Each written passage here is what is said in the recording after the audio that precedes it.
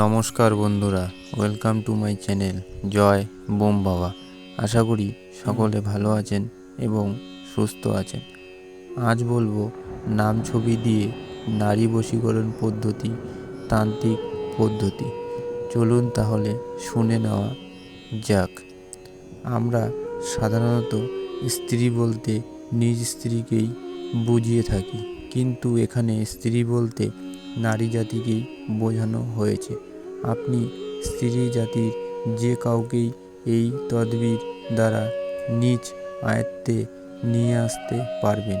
এই সকল তন্ত্রমন্ত্র প্রয়োগ ও সাধনা করার জন্য অবশ্যই একজন অভিজ্ঞ ব্যক্তির পরামর্শ নিয়ে করতে হবে।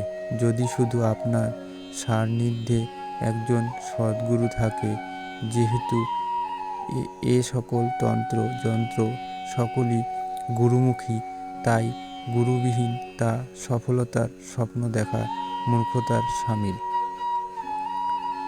আমার উদ্দেশ্য আপনাদের জানানো, সেই সাথে আমাদের আদি পুরুষদের ঐতিহ্য বহন করে চলা, যাতে সময়ের অতল গহীনে তা হারিয়ে না যায়।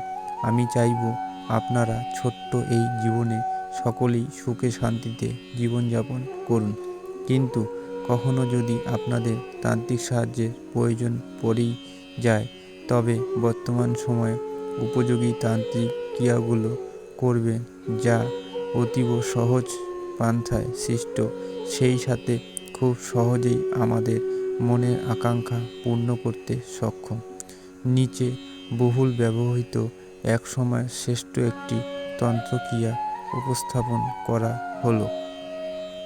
সামগ্রী: বশীকরণ গুটিকা, রুদ্রমাল্য যা গলায় ধারণ করতে হবে, কুমকুম, ঘিয়ের প্রদীপ, ধূপকাঠি, জলপাত্র, কেশর, জপমালা, মুগের মালা।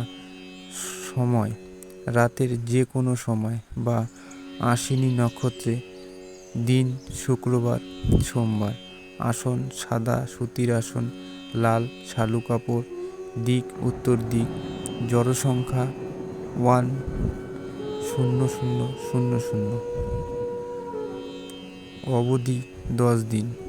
মন্ত্র: ও নম উর্বশী তোহে মন্ত্র পঢ়ি শুনাই তোহি কলেজা লাভে তোহি জীবতা চাহে যো বর্ষ ন হয়ে তো হনুমন্ত কি আনো অমুক বর্ষ করে দৌড় করো হিয়ে লগে মেরা কহা করে শব্দ সাচা পিণ্ড কাচা ফুরমন্ত ঈশ্বর বাচা।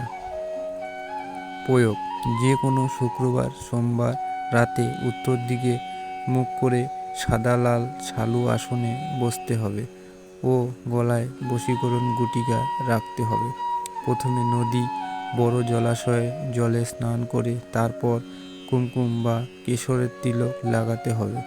এরপর আসনবদ্ধ হয়ে এবার সামনে ধূপকাঠি ও ঘিয়ের প্রদীপ জ্বালিয়ে উক্ত মন্ত্র জপ শুরু করতে হবে ও মন্ত্রে যেখানে অমুক শব্দ লেখা আছে, সে জায়গায় যাকে বশ করা দরকার তার নাম উচ্চারণ করতে হবে।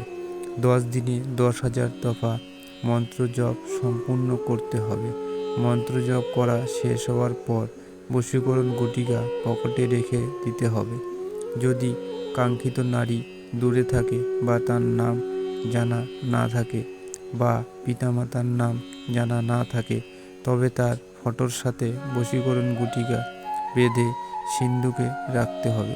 এতে তার মন সাধকের সাথে দেখা করার জন্য উতলা হবে ও যতক্ষণ না দেখা হচ্ছে শান্তি পাবে না।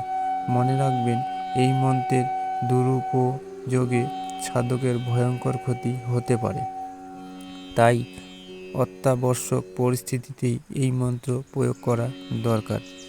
উল্লেখ: যে কোনো বশীকরণ বা বশীভূত করার জন্য নারী পুরুষ উভয়ের নাম ও পিতামাতার নাম জানা থাকতে হবে। যদি কোনো কারণে নাম জানা না থাকে, তাহলে অবশ্যই উভয়ের ছবি প্রযোজ্য হবে। বিদ্রোহ: যে কোনো সাধনা নিজ দায়িত্বে করবেন।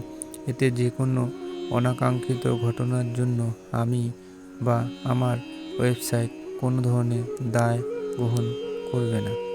তবে এই ধরনের কাজ করতে প্রথমে গুরুর অনুমতি প্রয়োজন। অনুমতি নিতে যোগাযোগ করুন বুম বাবার সঙ্গে স্ক্রিনে দেওয়া নম্বরে হোয়াটসঅ্যাপের মাধ্যমে। তো বন্ধুরা, আজ তাহলে এতটুকুই।